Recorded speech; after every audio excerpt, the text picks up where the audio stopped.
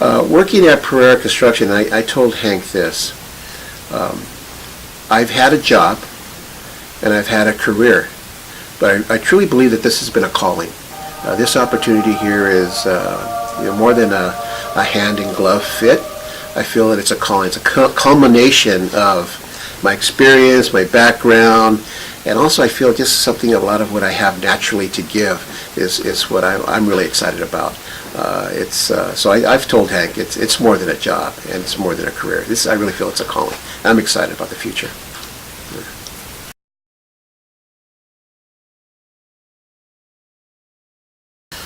One of the most challenging things for me, and I wouldn't say challenging, but probably intense, is we have a quarterly Board of Advisors meeting.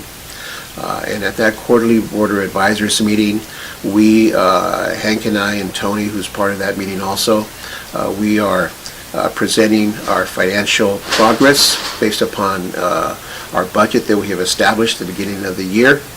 And I've told Hank that it feels like that TV show Shark Tank, where you're being drilled, by questions. And these board of advisors, 3 of them, they're very brilliant men. They're very successful CFOs, CEOs. They can calculate and observe and analyze numbers like that. And when they come asking you questions, you got to be on your A game. So it's intense. You feel like you're on the hot seat. But I believe we're doing well. And the other great thing about that Board of Advisors meeting is that we are listening to them. We are listening to their advice and their advisors. So sometimes because they're above the trees and not in the trees, they can see things that perhaps we don't realize. And they've been very insightful in terms of us, looking at things differently in terms of a business plan and strategy. So that's really been a great help. But it's intense every quarter.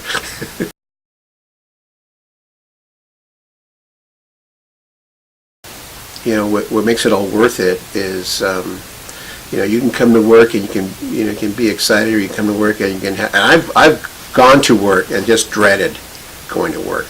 I've had jobs like that where I just said, I got to go to work, or I got a day ahead of me. There was some jobs that I've gone to where I felt they were literally locking me in and then locking me out when it was time to go. Felt like I was in jail. But I'm just always excited about coming here because, again, it's with the people. I think it's our vision statement of being remarkable. So every job that we do, we want to look back and say, well, we're remarkable, and can we do something remarkable?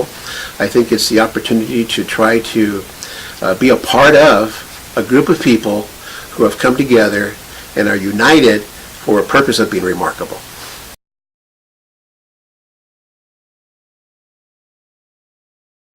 My favorite childhood character, I was watching him this weekend, Bond, James Bond.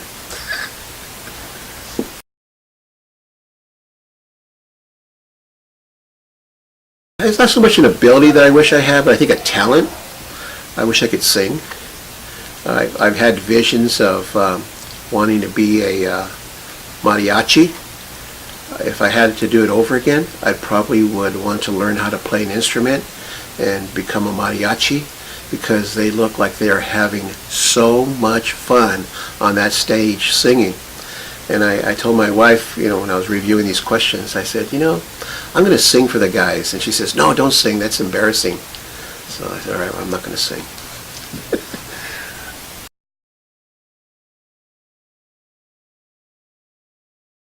When I was able to go to the ESOP seminar and represent Pereira Construction with other employee-owned companies, and then we had to give a presentation amongst each other about employee ownership.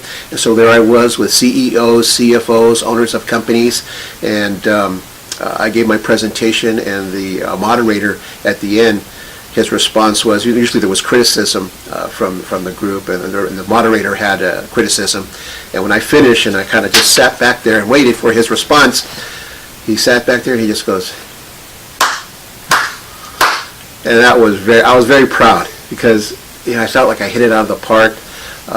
And at the end, it wasn't that I was the most eloquent or I was the brightest or the smartest presenter. But I think the key thing there, and as I explained to him, was that when you share something from your heart and you believe in it, it's powerful.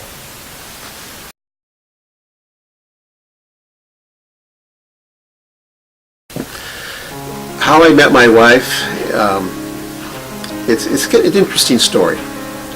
I was single. I was a bachelor. The furthest thing from my mind was getting married. The year was 1980. I was single. I went to a high school friend's birthday party. I was in my 20s already, and we were at a bar. We took over this bar. A bunch of my friends were there, and it was called the Fujiyama in 1980. And I was sitting there. I was standing there at the bar, and all of a sudden, I felt a tap on my shoulder. In fact, I can picture it to this day. I can still feel it.